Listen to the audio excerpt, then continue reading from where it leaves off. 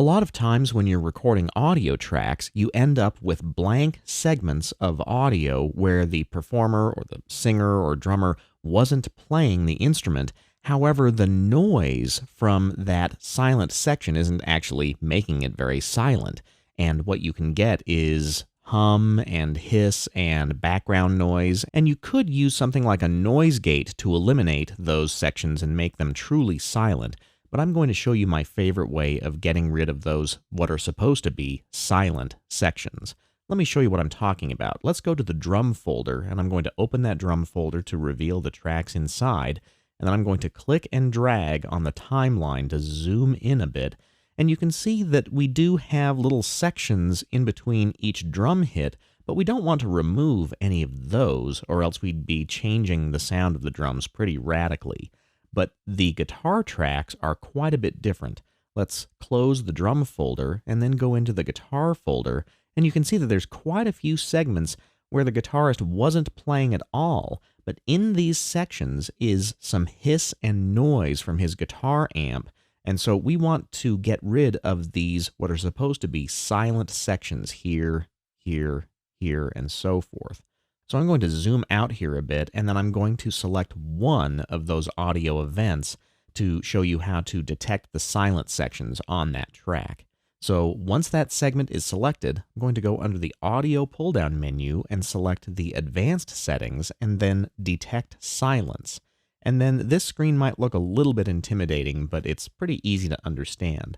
What you have in the detection area are the threshold for when this detection opens and when it closes, very, very much like a noise gate or a compressor. So you're going to set in negative decibels where the gate is going to open and when it's going to close. So what I'm going to do on this guitar, since this is a pretty loud guitar track and it doesn't have a lot of dynamics, I'm going to increase either the open or closed threshold because they'll both be adjusted at the same time because the default linked selection is on.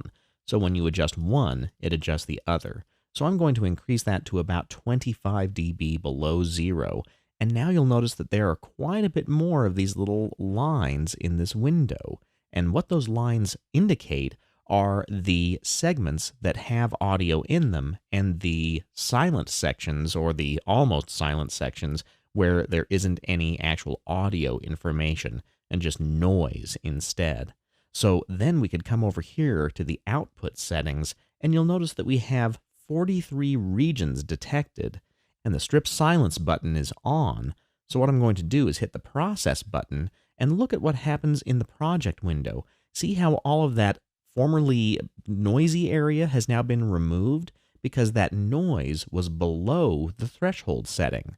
So I'm going to do that to all of these tracks very quickly. So I'm going to click and drag a box around all of these guitar tracks on those first 10 channels, or now it's 9 channels. And then I'm also going to do the same thing to these guitar solo tracks. So I'm going to hold down the Shift key and draw a box around those to select all of the guitar solo tracks as well. And I also have a pickup down here. Oh, see, there's some more here, and there's some more here. So now I have all of those segments selected. Now I can go under the Audio pull-down menu and select Advanced and Detect Silence again. And with the exact same settings, I'm going to come over here and hit the Process button, and I'm going to just do this kind of rapid fire because it's going to go through all of those different segments and remove those what are supposed to be silent sections and strip out the silence. And again, you could use a noise gate for this, but I really like to use this method because it gives you a visual representation of where the silence is and where the audio is on the tracks. So now look at all of those audio events. It's much easier to see where the guitar is playing and where it isn't. But sometimes you do have to go in and make sure that you get rid of some of the little flubs. For example, right here, I'm going to click and drag down to zoom in on this little area, but I'm going to solo these guitar tracks at that particular point so we can listen to what's actually happening in this, what looks like it's supposed to be a blank area.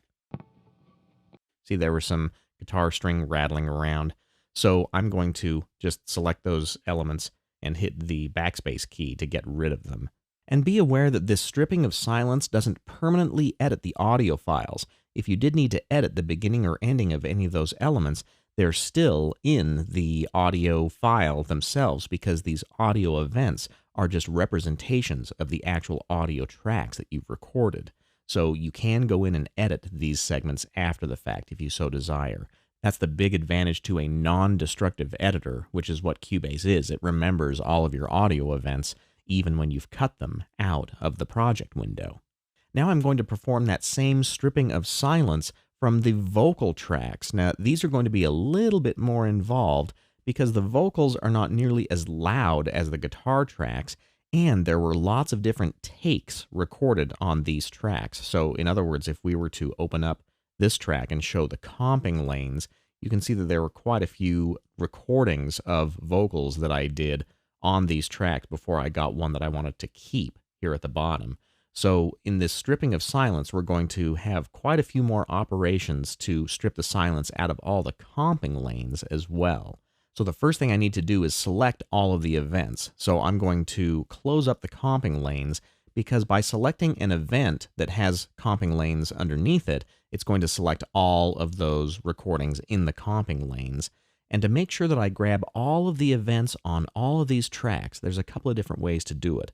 I'm going to hit Shift on my computer keyboard, and then while I'm holding Shift down, I'm going to type F, and that's going to give me a full view of all of the tracks. So I could just draw a box around the lead vocal and the two backup vocal tracks to select the events, or if you click the first track and then Shift-click the last track and then select all events, then it's going to select all of them. So now that we have all of those events on the tracks and the comping lanes selected, I can go under the audio window, select Advanced, and then detect silence. And since the vocal tracks are not nearly as loud as the guitar, I'm really going to drop these thresholds down. So I'm going to use something like -42 dB below zero as the open and closed threshold. And then I'm going to hit Process. And since I have so many of those events selected on the comping lanes, this is going to take a moment to go through and keep hitting the process button while it processes each and every one of those audio files and audio information in the comping lanes. And when we're done, we can look at all of the events that are left on those tracks. And you can see that there's a few little places where we probably have some clearing of throat or something like that. Let's solo this track and see what's happening on this particular event. Yeah, that's exactly what it is. It's a throat clear. So you can still go through and just select those events and then hit your backspace or delete key on your computer keyboard and get rid of them. I'll bet you this is another one. Let's take a listen. Yep, clearing of the throat right there.